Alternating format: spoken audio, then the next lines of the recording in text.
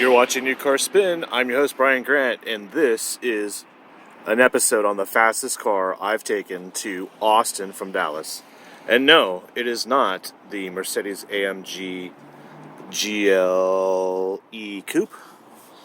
It is, in fact, the car I'm sitting in right here. And it's a shocker because this is the 2020 Toyota Prius Prime. It's a hybrid, it's a plug-in, it's an EV, it's a gas car.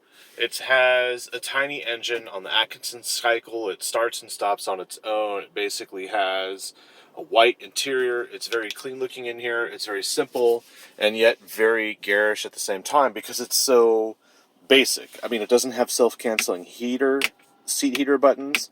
It has, two large cup holders, but the door cup holder can't fit a single water bottle. It has a typical glove box with tons of books in there because that's what Toyota does. And it has 912 miles on it. So I've already put on close to 500 miles going between Austin and Dallas. Oh, okay. So the reason why this is the fastest car I've driven was because you can put your foot flat out on the floor and this thing will top out at 105 miles an hour. And when I went down to Dallas on Saturday morning, everyone was doing 100 miles an hour. So I basically got from Dallas to Austin in 2.5 hours. That's the fastest I've ever done it, and it was in a Toyota freaking Prius. This is obviously loaded, heated seats, lane departure. There it is. Heated steering wheel, radar cruise. It's got the trip computer here, which is up there.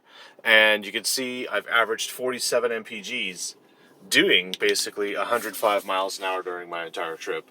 This is still a marginal car, though. I did a review on this car in April, and I called it marginal. And that's because the seats aren't that good. The self-cancel heated seat buttons aren't very good. And it drives terribly. This thing is terrible on the freeway. If you had to make an emergency lane change, you're better off just crashing and getting rid of the car because it doesn't handle. It cuts through the air like a fraudster, and then it doesn't use its aerodynamic efficiencies to actually improve the way the car handles at high speed. I'm also having a hard time getting used to having no instrumentation in front of me. It's over there. Now, the speed isn't cut off by the steering wheel. You can still see it there. And we also have a heads-up display, too. But this car, in general, is just marginal. It's just marginal. It's really for commuters, and it's really for commuters. Unfortunately, there are better commuting cars out there. And the worst part is this car costs $36,000. It may have a JBL stereo, but it doesn't really have anything in terms of trunk space. Let me go show you that. We have our trunk release button. We don't have a trunk release button here. And we also don't have a trunk release button on the door. And we also don't have a trunk release button on the key, which is interesting. So this is the 2020 Prius Prime. And Supersonic Red is the color. However, interesting gaudy chrome wheels. Pretty big back seat. No heated seats back here. Very simple, very tinny, very basic.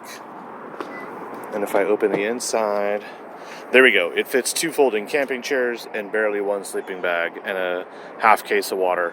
This is where the trunk line is, so you really can't put else much in there, which is hysterical. Part of that's because of the battery pack and everything that's underneath the boot floor. And that's it. No space. Has a weird composite, sort of like the Lexus LC Coupe, and it's not even a powered trunklet at this price. I'd rather have a Mazda CX-5, to be honest, and just drive a normal car like a regular human being. But that's the thing here. I did a video on this car before, and I called it marginal, and then all these Toyota fanboys came out of the woodwork. And Toyota yet has given me another vehicle to drive just for you Toyota fanboys. And I think that's why Toyota does it. It's not me trolling you, Toyota trolling you through me. And that's the thing. Toyota's problem is the fan base, the Toyota fan base, because they don't want things to change. They think everything's as good as it is and everything's going to last 100 years. So there's no point in updating the car. And my theory is Toyota Avalon's good, the Camry's good, but their trucks and SUVs and this Prius, they're terrible. Awful cars. And the fan base is the problem as well. And I think by Toyota just giving me yet another one of these and allowing me to troll you guys, you fanboys, it's just the message of saying, go find something else. Make Subaru your next target. Because in general, they could do so much better with this car, yet they haven't. I have EV mode, EV auto, and it never works because the battery is always low. If we look right there, it says low battery. And kind of like my gimbal. And you can't make any changes to it.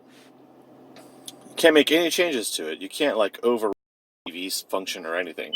And if you look at the info, I do have a charge on here. Let's see. I don't even know how I can find my charge status. I guess it's up there. So let's see. Boom, boom, boom, boom. No, that's it. See, I mean, it's not really a car for someone who's serious about driving, or actually, they just want to show that they care about the environment. However, 47 mpgs is pretty good, but a diesel can do that. Anyway,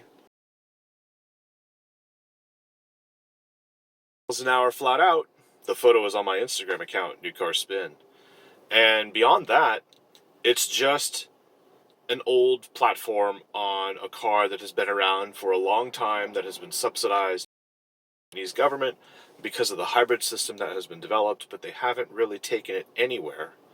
And it may have a plug-in, so now you can exploit city parking spaces, but realistically, this is only for commuters. So if you are a Toyota fanboy, get back to work.